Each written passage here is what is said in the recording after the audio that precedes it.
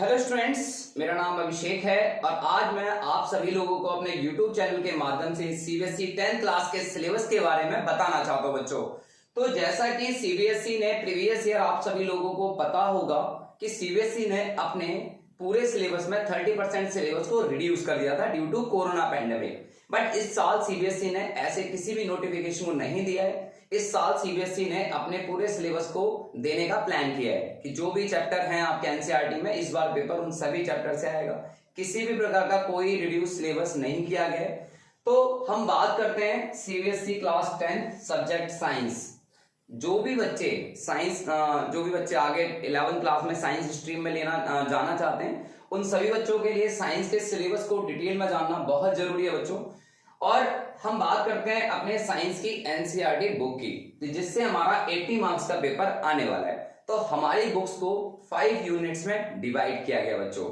हर units की marking रखी गई है। किस यूनिट्स की कितनी मार्किंग होगी वो देखते हैं बच्चों। जैसे कि फर्स्ट यूनिट की बात करें तो फर्स्ट यूनिट है हमारी chemical substance nature and behaviour. इस यूनिट्स में हम लोग साइंस के अंदर केमिस्ट्री के बारे में पढ़ेंगे। इस यूनिट्स में जो मार्किंग रखी गई है वो 25 मार्क्स रखे हुए हैं, यानी आपकी जो यूनिट है ये 25 मार्क्स है आउट ऑफ 80 मार्क्स। इस यूनिट में चैप्टर है आपके चैप्टर 1 से लेकर चैप्टर 5 तक। किस चैप्टर में हम लोगों को क्या पढ़ना है वो देख लेते हैं। केमिकल रिएक्शन एंड इक्वेशन, देखो नाम से ही पता लग रहा है केमिकल रिएक्शन एंड इक्वेशन। आप लोगों ने प्रीवियस क्लासेस में चेंजेस अराउंड अस पढ़ा होगा, जैसे कि physical change, chemical change. Chemical change को सिंबॉलिक रिप्रेजेंटेशन करना ही केमिकल इक्वेशन कहलाता है। अब केमिकल इक्वेशन को जब हमने लिख दिया सिंबॉलिकली तो follow the law of conservation of mass, हम उसको बैलेंस करते हैं। आपने 9th क्लास में पढ़ा होगा चैप्टर 2 में physical change and chemical change. Chapter 3 पढ़ा होगा law of conservation of mass, जो कि एंटोनी लॉरेंट लेविजिन ने दिया and he is the father of chemistry. अब ये जो law of conservation of mass है, डाल्टन ने पोस्टुलेट दिया कि atom neither be created nor be destroy. तो उस लॉ को फॉलो करने के लिए हम किसी भी केमिकल रिएक्शन को बैलेंस करते हैं। तो इस चैप्टर में आप लोग बैलेंसिंग भी सीखेंगे। बैलेंसिंग के साथ साथ किसी केमिकल कंपाउंड की फिजिकल स्टेट क्या होती है। अगर वो सॉलिड है तो उसको हम एस से रिप्रेजेंट करते हैं, अगर वो लिक्विड है तो एल से, और गैस है तो जी से, और अगर कोई चीज पानी के अंदर डिजोल्व है तो उसे एक्यू यानी एक्वास। साइड बाय साइड इस चैप्टर में हम लोग ये भी बात करेंगे कि कितनी प्रकार की केमिकल रिएक्शंस होती हैं, यानी टाइप्स ऑफ केमिकल रिएक्शन, जैसे कि combination, decomposition, displacement, double displacement, redox reaction. And 2 more important topic corrosion and rancidity भी इस चैप्टर में पढ़ने वाले हैं। कुछ फैक्ट्स वाले क्वेश्चन भी इस चैप्टर में है, जैसे कि किस रिएक्शन का use black and white photography में किया जाता है, एक्सरे फिल्म में किया जाता है, ठीक है। क्विक लाइम को क्या कहा जाता है, कैल्शियम ऑक्साइड। क्विक लाइम को वाटर के अंदर डालते हैं तो क्या फॉर्म होता है, लाइम वाटर। बच्चों लाइम वाटर की बात करिए, लाइम जूस की बात नहीं करिए। लाइम जूस अलग चीज है, लाइम वाटर यानी स्लैट लाइम, एक लाइम वाटर चूने का पानी, ठीक है। उसके अलावा भी इस चैप्टर में और भी चीजें बताई गई हैं, जैसे कि exothermic reaction, endothermic reaction, exothermic reaction, respiration is an exothermic reaction. कैसे, ये चीजें हम इस चैप्टर में पढ़ेंगे। नेक्स्ट चैप्टर जो है वो हमारा है acid base and salt. Acid base and salt class 7th में आप लोगों ने पढ़ा होगा। एसिड्स क्या होते हैं, ऐसे सब्सटेंस जो टेस्ट में सोर होते हैं, बेस जो टेस्ट में बिटर होते हैं। इस चैप्टर में हम लोग जानेंगे इंडिकेटर्स के बारे में। इंडिकेटर्स क्या बताते हैं कि ऐसे सब्सटेंस जो किसी का एसिडिक और बेसिक नेचर को बताते हो। हमारे पास कई तरह के इंडिकेटर होते हैं, नेचुरल भी होते हैं, आर्टिफिशियल भी होते हैं। अब नेचुरल इंडिकेटर का नाम आप सबको पता है, litmus solution, litmus paper. Litmus paper is obtain from lichen. Lichen आपने 7th में पढ़ा था, ठीक है। तो लाइकेन एक सिम्बायोटिक रिलेशन होता है एल्गी एंड फंजाई का। तो उस लिटमस पेपर सॉल्यूशन से हम ये बता पाते हैं कि कोई चीज एसिडिक होगी या बेसिक होगी। इसमें हम एक इंपॉर्टेंट टॉपिक पीएच के बारे में भी जानेंगे। पीएच क्या होता है, पीएच स्केल क्या होता है, और हमारे डेली लाइफ में इंपॉर्टेंस ऑफ पीएच है क्या। अगर हम कहते हैं कि हमारे माउथ का पीएच वैल्यू 5.5 से कम हो जाता है तो हम लोगों के डेंटल कोरोड हो जाते हैं, यानी हमारा जो इनेमल है, टूथ इनेमल है, जो कि कैल्शियम फॉस्फेट का बना होता है, वो कोरोड होने लग जाते हैं। अगर हमारे रेन जो है उसका अगर पीएच वैल्यू 5.6 से कम हो जाए तो एसिड रेन कहलाती है, जिससे हमारी क्रॉप्स अफेक्टेड होती है, हमारी सॉइल अफेक्टेड होती है। तो फार्मर क्या करते हैं, अगर सॉइल एसिडिक हो जाए तो वो उसका ट्रीटमेंट करते हैं। ट्रीटमेंट करने के लिए वो कैल्शियम हाइड्रोक्साइड यानी बेस का यूज करते हैं to neutralise the acidic character of soil. और भी हमें टॉपिक्स पढ़ने हैं, सॉल्ट्स के बारे में भी जानना है कि सॉल्ट्स को जब हम केमिकली रिएक्ट कराते हैं अलग अलग कंपाउंड से तो क्या क्या सब्सटेंस बनते हैं, जैसे कास्टिक सोडा हो गया, हम लोग यहाँ पर ब्लीचिंग पाउडर के बारे में बात करेंगे, हम लोग बेकिंग पाउडर की बात करेंगे, हम लोग बेकिंग सोडा के बारे में बात करेंगे, कैसे बेकिंग पाउडर बनाया जाता है, जब बेकिंग सोडा के साथ टार्टरिक एसिड मिला दिया जाता है तो बेकिंग पाउडर बन जाता है। वॉशिंग सोडा कैसे बनाया जाता है, वॉशिंग सोडा का केमिकल फॉर्मूला क्या होता है, कैसे उसे प्रिपेयर किया जाता है। अब हम बात करेंगे चैप्टर में calcium POP, calcium sulphate hemihydrate. POP आप सब लोगों ने घर में सुना होगा, प्लास्टर ऑफ पेरिस को कहा जाता है पीओपी। जिप्सम के बारे में बात करेंगे, ब्लू विट्रियोल के बारे में बात करेंगे। तो कई ऐसे कंपाउंड्स हैं जिनका हमारे डेली लाइफ में बहुत ज्यादा यूज है, वो इस चैप्टर में हम लोग पढ़ने वाले हैं। तो चैप्टर फर्स्ट की हमने बात कर ली, चैप्टर सेकंड की भी बात कर ली, अब हम बात करेंगे चैप्टर थर्ड। चैप्टर थर्ड है बच्चों मेटल एंड नॉन मेटल्स। पढ़ा है आप लोगों ने, 9th में थोड़ा सा पढ़ा था लास्ट में चैप्टर सेकंड के। मेटल क्या होते हैं, ऐसे सब्सटेंस जो इलेक्ट्रॉन लॉस करते हैं। नॉन मेटल ऐसे सब्सटेंस जो इलेक्ट्रॉन गेन करते हैं। फिजिकल प्रॉपर्टीज आप लोगों को पता है, केमिकल प्रॉपर्टीज मेटल्स की पढ़ने वाले हैं चैप्टर में हम लोग। वाटर के साथ कौन से मेटल रिएक्ट करेंगे, सोडियम को केरोसिन ऑयल में ही क्यों रखा जाता है, पानी में क्यों नहीं रख सकते, है ना, ऐसे क्वेश्चन हम लोग देखेंगे। कैल्शियम और मैग्नीशियम बॉइल वाटर से ही क्यों रख करते हैं, और अगर करते हैं तो फ्लोट क्यों होते हैं। एक्वा रीजिया क्या होता है, एक रॉयल वाटर को एक्वा रीजिया कहा जाता है। आपने देखा होगा कि जो नोबल मेटल्स होते हैं, गोल्ड एंड प्लैटिनम, ये किसी में डिजॉल्व नहीं होते, ये रिएक्ट नहीं करते, तो इसलिए इनको डिजोल्व करने के लिए हम लोग एक रॉयल वाटर प्रिपेयर करते हैं, जो कि 2 एसिड से प्रिपेयर होता है, हाइड्रोक्लोरिक एसिड, नाइट्रिक एसिड। तो रॉयल वाटर प्रिपेयर करा जाता है, तो एक्वा रीजिया उसे कहा जाता है, it is the ability to dissolve noble metals. Aqua regia के बारे में हम लोग देखेंगे। और भी सबसे इंपॉर्टेंट चीज है इसमें आयनिक कंपाउंड। अब आयनिक कंपाउंड क्या होते हैं बेटा, कि जब कोई मेटल अपने इलेक्ट्रॉन लॉस करके नॉन मेटल को देते हैं तो सॉल्ट बनते हैं, ये जनरली सॉल्ट। तो आयनिक कंपाउंड देखेंगे, उसकी फॉर्मेशन देखेंगे, कैसे इलेक्ट्रॉन ट्रांसफर हो रहे हैं मेटल को नॉन मेटल को। इसके अलावा हम लोग इस चैप्टर में बात करने वाले हैं मिनरल्स की, कि ऐसे एलिमेंट जो हमारे अर्थ में फ्री स्टेट में पाए जाते हैं, नेचुरली पाए जाते हैं, उनको मिनरल कहा जाता है। उन मिनरल से मिलता है हमें ओर जैसे कि अब जैसे आयरन है, आयरन के 2 ओर होते हैं, हेमेटाइट, मैग्नेटाइट। तो ओर से मिलता है मेटल, लेकिन उस मेटल के साथ बहुत सारी इंप्योरिटी होती है। तो कैसे केमिकली उन इंप्योरिटी को दूर किया जाता है, इसे हम बोलते हैं मेटलर्जी। इसके अलग अलग प्रोसेस हैं, वो हम लोग सीखेंगे। इलेक्ट्रोलाइटिक रिफाइनिंग बहुत फैमिलियर प्रोसेस है, बहुत इंपॉर्टेंट प्रोसेस है। उस प्रोसेस की बेसिस पे हम लोगों ने अलॉय भी बनाए। अब अलॉय क्या होता है, अलॉय आपने पढ़ा 9th क्लास में। अलॉय एक होमोजीनियस मिक्सचर होता है मेटल नॉन मेटल। आपके घर में अलॉय है, कहते हैं ना स्टील के बर्तन किससे बने, आयरन और कार्बन से बने, तो ये भी एक अलॉय है। ब्रास, पीतल, कॉपर और जिंक से मिलकर बना है। ब्रोंज देखा होगा, आपके स्कूल की घंटी जो होती है वो ब्रोंज की बनी है, कॉपर और टिन। ठीक है, तो अलॉय के बारे में भी हम लोग देखेंगे। कोरोजन के बारे में भी यहाँ थोड़ा सा पढ़ना है। गैल्वेनाइजेशन पढ़ना है, कि आयरन को रस्टिंग से बचाने के लिए हम उस पर कोटिंग कर देते हैं जिंक की, that is called galvanisation process. आपने क्लास 8 में इलेक्ट्रोप्लेटिंग पढ़ा होगा, मैं कंफर्म कह सकता हूँ इस बात पे। Chapter 4 carbon and its compound. देखो कार्बन का साइज एक तो स्मॉल होता है, कार्बन की कुछ यूनिक प्रॉपर्टी है, जैसे कैटिनेशन है, टेट्रावेलेंसी है, कुछ ऐसी प्रॉपर्टी है जिसकी वजह से ये सेल्फ लिंकिंग प्रॉपर्टी है, ज्यादा से ज्यादा कंपाउंड बनाता है, यानी it is a versatile element. हमारे नेचर में लगभग 90% से ज्यादा चीजों में कार्बन पाया जाता है। डायमंड है, ग्रेफाइट है, और आपने देखा होगा graphite is a good conductor of electricity even, जबकि वो नॉन मेटल है। इसके अलावा हम लोग यहाँ पर बात करेंगे कोवलेंट कंपाउंड, यानी जैसे हमने आयनिक कंपाउंड पढ़े, ऐसे हमने कोवलेंट कंपाउंड, जहां पर इलेक्ट्रॉन की शेयरिंग होती है, जो इलेक्ट्रॉन शेयर करना पसंद करते हैं, और उनसे बनते हैं हाइड्रोकार्बन। जैसे हाइड्रोजन और कार्बन मिलकर हाइड्रोकार्बन, हाइड्रोकार्बन से हमें मिलता है पेट्रोलियम, पेट्रोलियम से हमें मिलते हैं डिफरेंट टाइप के products, kerosene oil, diesel, natural gas, ये सारी चीजें। कोल एंड पेट्रोलियम आपने पढ़ा होगा, तो वहां पे ऑयल रिफाइनरीज पड़ी होगी। तो वो पेट्रोलियम कहां से मिलता है, फॉसिल फ्यूल से मिलता है, और फॉसिल फ्यूल किससे बने, हाइड्रोजन और कार्बन से। तो उस चीज के बारे में हम लोग यहाँ डिस्कस करेंगे। यहाँ पर हम एरोमेटिक कंपाउंड्स के बारे में भी जानेंगे, फंक्शनल ग्रुप के बारे में जानेंगे कि अल्कोहल का फॉर्मूला क्या होता है। जो अल्कोहल आप एथेनॉल बोलते हैं, कप सिरप्स बनाने में यूज किया जाता है ना, तो वो एथेनॉल का फॉर्मूला क्या है। विनेगर कैसे फॉर्म हो रहा है, एसिटिक एसिड का फॉर्मूला क्या है, ठीक है, कीटोन का फॉर्मूला क्या है, नेल पॉलिश रिमूवर को क्या कहा जाता है। तो ये जितने भी केमिकल कंपाउंड है वो आप इस चैप्टर में पढ़ने वाले हैं। इसके अलावा इस चैप्टर में बहुत इंपॉर्टेंट रिएक्शन भी है, जैसे एस्टर होते हैं फ्रूटी स्मेलिंग सब्सटेंस। तो आपने कभी सुना होगा पॉलिस्टर, है ना, कभी आपने फाइबर टू फैब्रिक पढ़ा होगा, आर्टिफिशियल फाइबर पढ़ा होगा, पॉलिस्टर, कि जब बहुत सारे एस्टर मॉलिक्यूल मिलते हैं तो पॉलिस्टर बन जाता है। तो एस्टर फ्रूटी स्मेलिंग सब्सटेंस होते हैं, ठीक है, इनको एज ए फ्लेवर के तौर पे यूज किया जाता है, परफ्यूम्स में यूज किया जाता है। सैपोनिफिकेशन रिएक्शन को पढ़ाया जाएगा आप लोगों के, साबुन कैसे प्रिपेयर होते हैं, कि सोप किसे कहते हैं, उनको कैसे प्रिपेयर किया जाता है, वो इस चैप्टर में पढ़ेंगे। सोप कैसे वर्क करते हैं, सोप और डिटर्जेंट में डिफरेंस क्या है, इस चैप्टर में हम लोग ये पढ़ेंगे। चैप्टर 5, जैसे कि आपने 9th क्लास में कभी सुना हो क्लासिफिकेशन ऑफ एनिमल किंगडम या क्लासिफिकेशन ऑफ बायोडायवर्सिटी, ऐसी क्लासिफिकेशन ऑफ एलिमेंट्स कि जब नेचर में इतने सारे एलिमेंट मिले तो उनको स्टडी करने के लिए, उनको अच्छे से डिफरेंस बताने के लिए उनको कैसे अरेंज किया जाए। अच्छा, अरेंज करते समय किस साइंटिस्ट का क्या रोल रहा, ये भी हमें पढ़ना है। डॉबे राइनर का क्या रोल था, न्यूलैंड्स क्या रोल था, मेंडलीफ का क्या रोल था। मेंडलीफ को फादर ऑफ पीरियोडिक टेबल कहा जाता है।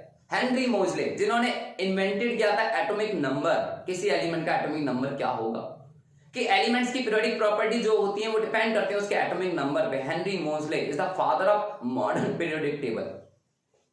इसके अलावा हम लोग बात करेंगे कि एलिमेंट का बिहेवियर क्या है, कि जब हमने उनको अरेंज करा किसका साइज किसके कंपेयर में छोटा है या बड़ा हो, कौन इलेक्ट्रॉन लॉस करेगा, कौन इलेक्ट्रॉन गेन करेगा, किसका acidic character left to right बढ़ेगा या घटेगा, ये सारी चीजें हम लोगों को इस चैप्टर में पढ़ाई जाएगी, जो कि बहुत बहुत इंपॉर्टेंट है किसी भी एलिमेंट्स को जानने के लिए। कैसे उनकी वैलेंसी चेंज होती है, टॉप टू बॉटम में वैलेंस इलेक्ट्रॉन कैसे रहते हैं, तो ये सारी चीजें हम लोगों को यहाँ जाननी है। और मॉडर्न पीरियोडिक टेबल में आप लोगों को बता दूं, आप सभी लोग परचेस भी कर लेना, बहुत अच्छा रहता है कि 7 पीरियड और 18 vertical column that is called groups कहा जाता है। तो ये मॉडर्न पीरियोडिक टेबल है। तो ये चैप्टर जो थे, जितने भी चैप्टर थे, ये सारे के सारे चैप्टर हमारे केमिस्ट्री में आते हैं। ये सारे के सारे चैप्टर हमारे केमिस्ट्री में आते हैं। आपकी साइंस की बुक में एक साथ दिए हुए हैं, बट आपको पता होना चाहिए कि मेरे कौन से चैप्टर केमिस्ट्री के हैं, कौन से चैप्टर मेरे फिजिक्स के हैं और कौन से चैप्टर मेरे बायोलॉजी के हैं। इसके बाद बात करते हैं यूनिट सेकंड की। यूनिट सेकंड में आपकी जो मार्किंग की गई है वो 23 मार्क्स की है, and that is totally related to biology. Biology के अंदर, जिसके अंदर हम लिविंग थिंग्स के बारे में पढ़ते हैं। इस चैप्टर में हम लोग बात करेंगे लाइफ प्रोसेस की। जैसे क्लास 7 में आप लोगों ने देखा था, डाइजेशन के देखा होगा, वहां पर डाइजेशन पूरा पढ़ाया जाता है, एलिमेंट्री कैनाल पूरा पढ़ाया जाता है, टीथ का फंक्शन बताया जाता है, टंग का फंक्शन बताया जाता है। हालांकि टीथ और टंग के बारे में नहीं पढ़ाया जाएगा, आपको ह्यूमन डाइजेस्टिव सिस्टम के बारे में पढ़ाया जाएगा, न्यूट्रिशन के बारे में पढ़ाया जाएगा, ऑटोट्रॉफिक न्यूट्रिशन क्या होता है, फोटोसिंथेसिस क्या होती है, कि जैसे कार्बन डाइऑक्साइड और water in presence of sunlight and chlorophyll glucose and oxygen बनाते हैं। तो ऑक्सीजन क्या है, oxygen is a by product, life saving gas, ठीक है। उस समय कौन कौन से इवेंट होते हैं, क्लोरोफिल का फंक्शन क्या है, फोटोसिंथेसिस किस लाइट में मिनिमम होता है, किसमें मैक्सिमम होता है, ये सारा कुछ देखना है। इसके अलावा इस चैप्टर में ह्यूमन डाइजेस्टिव सिस्टम, एंजाइम्स के फंक्शन क्या है, कौन सा एंजाइम कौन सी ग्लैंड सीक्रेट कर रही है, कहां से सीक्रेशन हो रहा है, किस एंजाइम का क्या फंक्शन है। एंजाइम्स होते हैं बायोकैटलिस्ट। इसके अलावा हमें पढ़ने आपका रेस्पिरेटरी सिस्टम, ब्रीदिंग क्या है, लंग्स कैसे वर्क करते हैं, रेस्पिरेटरी सिस्टम क्या है, रेस्पिरेशन कैसे होता है, एरोबिक क्या है, एनारोबिक क्या है। एनारोबिक रेस्पिरेशन आपने 8th में पढ़ा हुआ, फर्मेंटेशन, कि जब ग्लूकोज को एनारोबिक फर्मेंटेट किया जाता है तो ईस्ट क्या करता है, उसको एथेनॉल में कन्वर्ट कर देता है। This is the commercial production of micro organism. इसके अलावा हम लोगों को बात करना है ट्रांसपोर्टेशन, हार्ट के बारे में बात करनी है, कैसे ब्लड हमारे हार्ट तक पहुंचता है, कैसे पल्मोनरी आर्टरी, पल्मोनरी वेन्स का फंक्शन क्या है, लिम्फ का फंक्शन क्या है, ये सारी चीजें हम लोगों को देखनी है। ब्लड वेसल्स के बारे में जानना है, आर्टरीज के बारे में जानना है, वेन्स के बारे में जानना है, किसमें वॉल्व होते हैं किसमें नहीं होते हैं, कैपिलरीज का फंक्शन क्या है। हम लोग बात करेंगे एक्सक्रीशन की, कि किडनी कैसे वर्क करती है, किडनी कैसे कंपोज हुई है, किडनी की जो एक्सक्रीटरी यूनिट नेफ्रॉन है वो कैसे वर्क करती है, कैसे फिल्ट्रेशन हो रहा है हमारे अंदर, कैसे टॉक्सिन सब हमारी बॉडी से बाहर जा रहे हैं। और यही एक्सक्रीशन हम लोग प्लांट्स में भी पढ़ेंगे यहाँ पर, और ट्रांसपोर्टेशन भी प्लांट्स में पढ़ेंगे। जाइलम का फंक्शन क्या है, फ्लोएम का फंक्शन क्या है, प्लांट अपने एक्सक्रीटरी प्रोडक्ट कैसे रिलीज करते हैं। तो इस चैप्टर में हम लोगों को ये सब कुछ पढ़ाया जाएगा। नेक्स्ट चैप्टर बेटा कंट्रोल एंड कोऑर्डिनेशन, नियंत्रण एवं समन्वय। कंट्रोल एंड कोऑर्डिनेशन में आप लोग बात करेंगे नर्वस सिस्टम की, एंडोक्राइन सिस्टम की। नर्वस सिस्टम में ब्रेन के बारे में, स्पाइनल कॉर्ड के बारे में पढ़ेंगे। ब्रेन के कितने पार्ट्स होते हैं, सेरिब्रम का काम क्या है, मेडुला ऑब्लांगेटा का काम क्या है, हाइपोथैलेमस का काम क्या है, पीनियल ग्लैंड का काम क्या है, आप लोग ये सब कुछ पढ़ने वाले हैं। इसके अलावा स्पाइनल कॉर्ड कैसे फंक्शन करती है, रिफ्लेक्स एक्शन क्या होते हैं, रिफ्लेक्स आर्क क्या होती है। इसके अलावा आप लोग एंडोक्राइन सिस्टम में हार्मोन्स के बारे में पढ़ेंगे, हार्मोन्स क्या होते हैं, एंडोक्राइन ग्लैंड्स क्या होती हैं। ग्लैंड्स आप लोगों ने टिश्यू पढ़ा था, epithelium tissue, glandular epithelium tissue, जिनसे ग्लैंड्स बनते हैं, एंडोक्राइन, एक्सोक्राइन। तो वो एंडोक्राइन ग्लैंड्स कहां होती हैं हमारी बॉडी में, कौन सी ग्लैंड किस हार्मोन का सिक्रेशन करती है। जैसे अगर बोला जाए पिट्यूटरी ग्लैंड जो कि बेस ऑफ द ब्रेन में प्रेजेंट होती है, जिसका काम है ग्रोथ करना। थायराइड ग्लैंड जिसका काम है थायरोक्सिन हार्मोन रिलीज करना। अगर थायरोक्सिन हार्मोन कम होगा तो आपको एक डिजीज हो जाएगी। एंड जो आपने क्लास 9th में पढ़ी थी चैप्टर 4 में एप्लीकेशन ऑफ आइसोटोप, है ना, तो जो डिजीज होगी due to deficiency of thyroxine hormone, goitre, तो आयोडीन का यूज किया जाता है गोइटर के ट्रीटमेंट में। इसे बोला जाता है doctor advice to take iodised salt in a food. इसके अलावा हम लोग बात करेंगे, ठीक है, अदर ग्लैंड्स की भी, ठीक है, जैसे पेनक्रियाज है जिसको मिक्स ग्लैंड कहा जाता है। इंसुलिन हार्मोन का सिक्रेशन होता है जो कि हमारे ब्लड में ग्लूकोज लेवल को कंट्रोल करता है। टेस्टोस्टेरोन हार्मोन क्या होते हैं, जो हमारी प्यूबर्टी की जो एज आती है टेस्टोस्टेरोन हार्मोन की वजह से आती है बॉयज के अंदर। एस्ट्रोजन हार्मोन जो ओवरी से रिलीज होता है फीमेल्स में। इन हार्मोन के फंक्शन क्या है। इसके अलावा कंट्रोल एंड कोऑर्डिनेशन हम प्लांट्स में भी देखेंगे। प्लांट्स के अंदर ट्रॉपिक मूवमेंट होते हैं, हाइड्रोट्रॉपिज्म, जियोट्रॉपिज्म, कीमोट्रॉपिज्म, थिग्मोट्रॉपिज्म। तो ये जितने भी ट्रॉपिक मूवमेंट होते हैं, फोटोट्रॉपिज्म भी होता है, तो जितने भी मूवमेंट होते हैं ये प्लांट कैसे करते हैं। जैसे लाइट की तरफ मूवमेंट फोटोट्रॉपिज्म, ग्रेविटी की तरफ जियोट्रॉपिज्म, पानी की तरफ हाइड्रोट्रॉपिज्म, केमिकल की तरफ पोलन ग्रेन जब किसी स्टिग्मा पे लैंड होते हैं तो कीमोट्रॉपिज्म। नास्टिक मूवमेंट क्या होता है। प्लांट्स के अंदर कितने हार्मोन्स होते हैं, किस हार्मोन का काम क्या होता है। ऑक्सिन का काम क्या है, जिब्रेलिन हार्मोन का काम क्या है, साइटोकाइनिन हार्मोन का काम क्या है, एब्सिसिक एसिड का क्या काम है, इथाइलिन हार्मोन का काम क्या है। इथाइलिन कौन सा हार्मोन गैसेस स्टेट में प्रेजेंट होता है। तो ये सारी चीजें इस चैप्टर में हम लोगों को देखनी है बेटा। इसके अलावा आपका जो चैप्टर आता है हाउ डू ऑर्गेनिज्म रिप्रोड्यूस, यानी रिप्रोडक्शन। रिप्रोडक्शन क्या एक बायोलॉजिकल प्रोसेस है जिसमें कोई भी जीव अपने ही जैसे नए जीवों को जन्म देता है।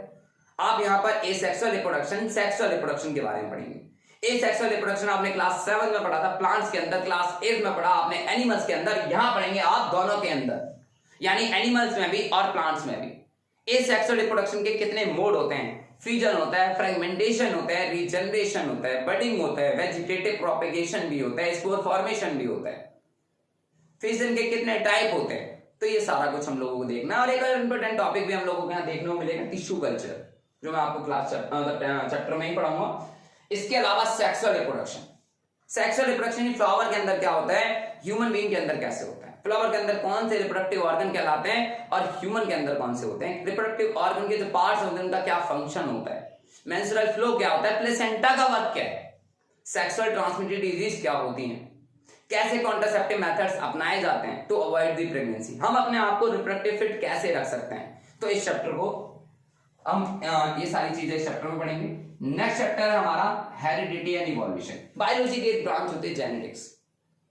जेनेटिक्स के अंदर हम लोग बात करते हैं हेरिडिटी एंड इनहेरिटेंस की, कि कौन से लक्षण हमारे माता पिता से कॉपी हुए हमारे अंदर, कि वे सभी लक्षण जो हमारे माता पिता से हमारे अंदर आते हैं। जैसे आप एग्जांपल ले सकते हैं hair colour, skin colour, eye colour. अच्छा, वो प्रोसेस क्या है, उस प्रोसेस को किस साइंटिस्ट ने बताया, वो मैकेनिज्म क्या है, कि कैसे लक्षण एक पीढ़ी से दूसरी पीढ़ी में जाते हैं।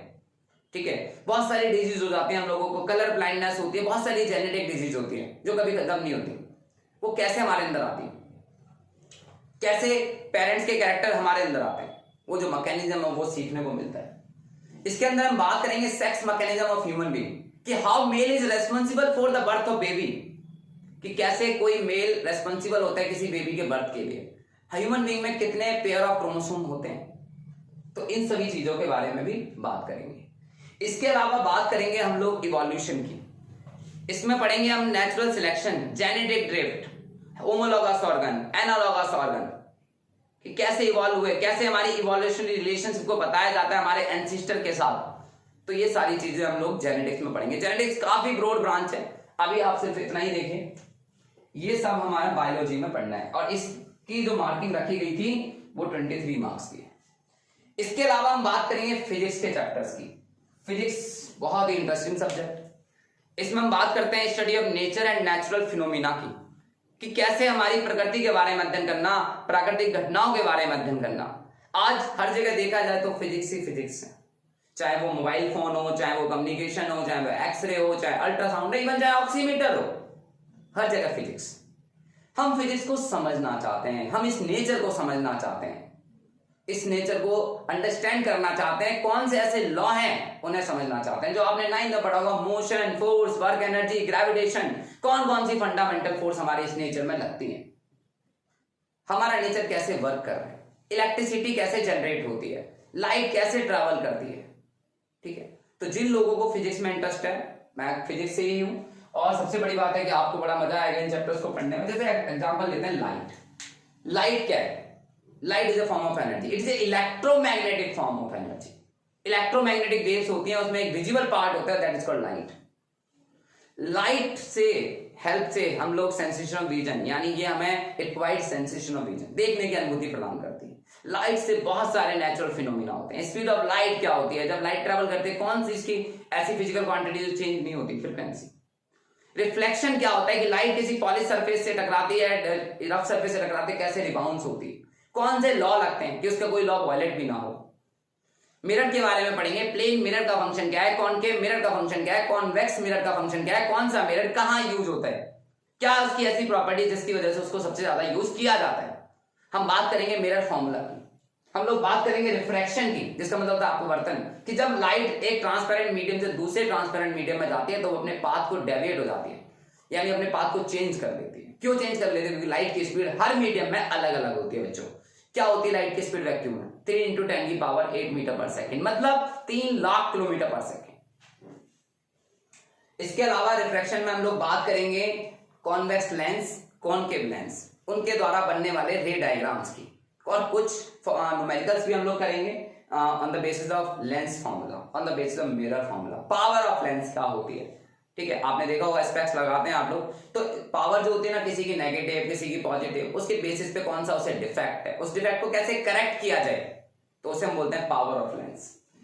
ठीक है, ये सब कुछ हम इस चैप्टर में पढ़ने वाले हैं। और भी इसमें काफी फिनोमिना होते हैं, डिस्पर्जन होता है, इंटरफेरेंस होता है, डिफ्रैक्शन होता है, पोलराइजेशन होता है। ठीक है, लाइट का ड्वेल नेचर होता है, ये सारी चीजें हम लोग यहाँ देखेंगे।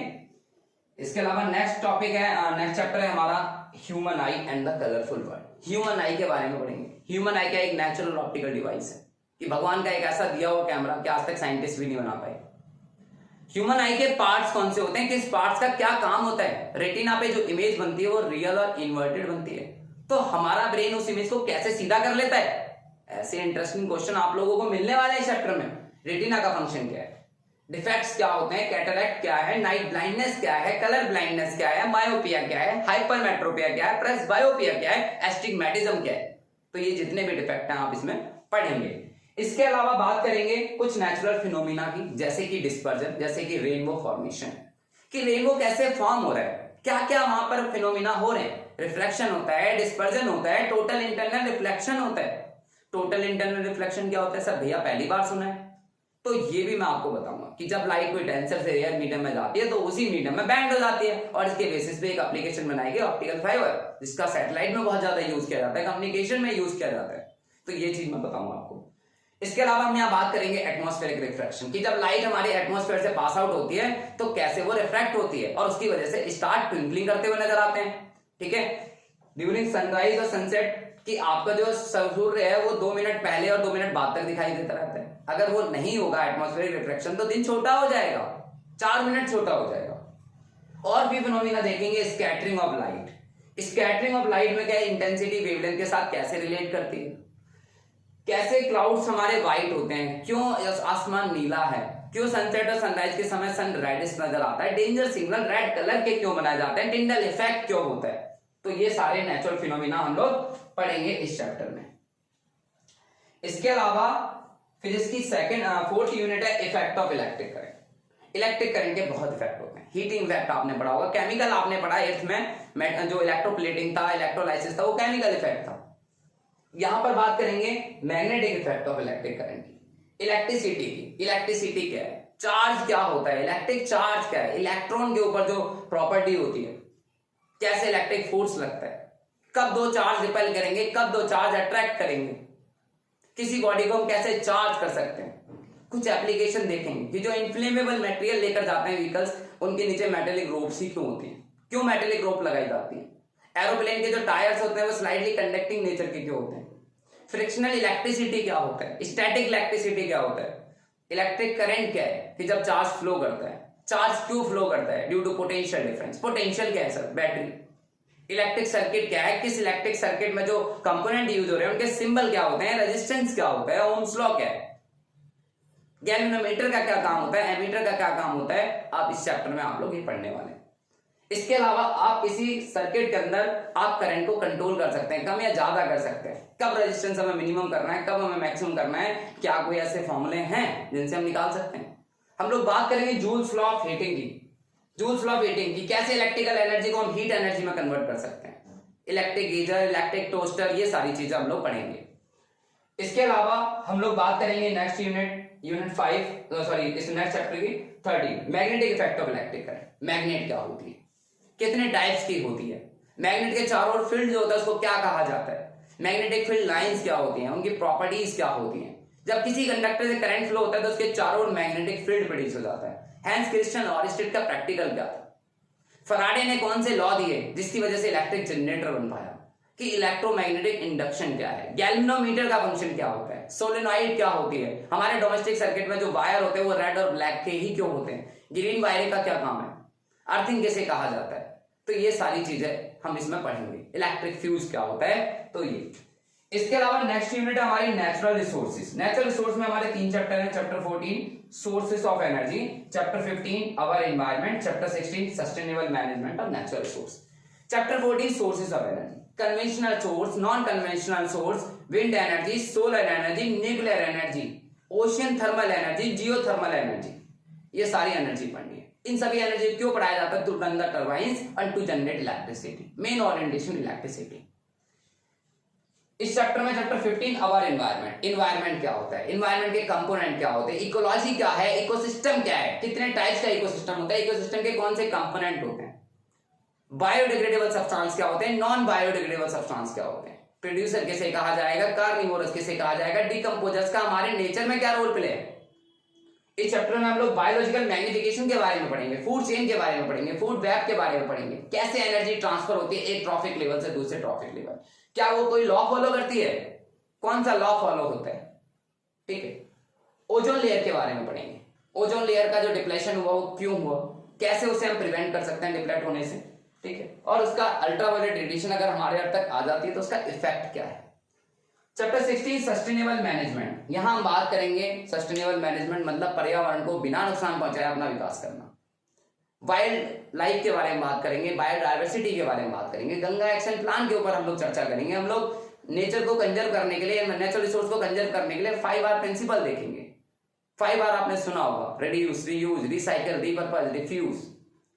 हम लोग बात करेंगे स्टेक होल्डर्स की, हम लोग बात करेंगे फॉरेस्ट की, फॉरेस्ट को कैसे हम प्रिजर्व कर सकते हैं, कैसे डैमेज होने से बचा सकते हैं, डिफोरेस्टेशन क्यों रोकना चाहिए, डैम्स क्यों बनाए जाते हैं और डैम्स बनाए जाने से क्या प्रॉब्लम्स अराइज होती, इकोनॉमिकल प्रॉब्लम, इन्वायरमेंटल प्रॉब्लम, ठीक है, ये सारी प्रॉब्लम्स हमारी होती हैं। इसके अलावा हम बात करेंगे फॉसिल फ्यूल्स की, water harvesting technique, ancient harvesting technique क्या थी, मॉडर्न हार्वेस्टिंग टेक्निक क्या है। तो ये थे हमारे चैप्टर 16 फर्स्ट टू चैप्टर 16 जो कि मैंने आपके सामने ब्रीफ में डिस्कस किया है। अब बात आती है कि एग्जामिनेशन पैटर्न कैसा होगा सीबीएसई का। सीबीएसई ने इस साल प्लान किया है कि रोट लर्निंग से सीबी लर्निंग की तरफ, कि पहले जो बच्चे थे वो रटते थे, कॉन्सेप्ट क्लैरिटी कम रहता था, लेकिन वो कॉन्सेप्ट क्लैरिटी ज्यादा रहे, बच्चों के अंदर थिंकिंग कैपेसिटी डेवलप हो, क्रिटिकल थिंकिंग और क्रिएटिव थिंकिंग डेवलप हो, high order thinking skill develop हो उनके अंदर, कॉन्सेप्ट में क्लैरिटी आए। तो इसलिए उन्होंने क्या करा कि रोड लर्निंग से उन्होंने सीबी मतलब कॉम्पिटेंसी एजुकेशन बेस्ड एजुकेशन, कि examination based on competency based education, मतलब आगे आने वाले जितने भी एंट्रेंसेस होंगे वो आप आसानी से दे पाओ अगर आपका कॉन्सेप्ट क्लियर होगा। तो modified pattern of CBSE examination 2022, जिसमें उन्होंने सीबी बेस्ड क्वेश्चन यानी competency based education question would be minimum 30%। पिछले साल ये जो पोर्शन था ये 20% होता था, case study type question, but इस साल इन्होंने 10% इसमें इंक्रीज कर दिया है। इसमें क्वेश्चन जो होते हैं मल्टीपल चॉइस क्वेश्चन होते हैं, केस स्टडी बेस्ड क्वेश्चन होते हैं, सोर्स बेस्ड क्वेश्चन होते हैं और any other type. Any other type मतलब असर्शन रीजन, एक स्टेटमेंट होती है, दूसरी स्टेटमेंट होती है, अगर वो दोनों करेक्ट है, पहली करेक्ट है, दूसरी गलत है, इस तरह के क्वेश्चन, कॉन्सेप्ट क्लैरिटी टाइप के क्वेश्चन। तो ये पोर्शन मेरे को लगता है कि बहुत बहुत ही ज्यादा इंपॉर्टेंट है पूरी साइंस के लिए, क्योंकि अगर आपका कॉन्सेप्ट क्लियर है, कॉन्सेप्ट लिमिटेड है, क्वेश्चन अनलिमिटेड है, ये मान लीजिए। ऑब्जेक्टिव क्वेश्चन सेम रहेंगे, पहले भी 20% था, अब भी 20% है। शॉर्ट एंड लॉन्ग आंसर जो थे वो पहले 60% आते थे, अब 50% आएंगे, यानी ये है एग्जामिनेशन पैटर्न। तो इस साल सीबीएसई ने कुछ ऐसे चेंजेस किए। तो बच्चों ये आज आपको मैंने सीबीएसई के 10th क्लास के साइंस के सिलेबस को काफी डिटेल में बताया। नेक्स्ट क्लास से हम लोग अपने वीडियो लेक्चर भी अपलोड करना शुरू करेंगे चैप्टर वाइज। आप लोगों की लाइव क्लासेस भी होती है मेरे साथ, इसलिए अब मैंने ये प्लान किया है कि पिछले 10 सालों का जो मेरा एक्सपीरियंस है, टीचिंग एक्सपीरियंस, वो मैं आपको डिलीवर करूं बाय ऑनलाइन मोड, जो आपकी नीड भी है, क्योंकि कोरोना पैंडेमिक इतना फैल चुका है कि जिसकी वजह से आप लोगों की स्टडी बहुत ही ज्यादा अफेक्टेड हो रही है। तो जो भी बच्चे आगे से क्लास लेना चाहते हैं वो इन वीडियो लेक्चर्स के थ्रू अपने सिलेबस को कंटिन्यू कर पाएंगे। तो बच्चों अगर आपकी कोई क्वेरी है आप लोग मुझसे मेरे नंबर पर पूछ सकते हैं, ठीक है, मुझे मैसेज कर सकते हैं, ठीक है, कमेंट बॉक्स में अपना क्वेश्चन लिखकर भेज सकते हैं। तो बच्चों मैं मिलता हूं आपको नेक्स्ट वीडियो में नेक्स्ट लेक्चर के साथ। Thank you so much.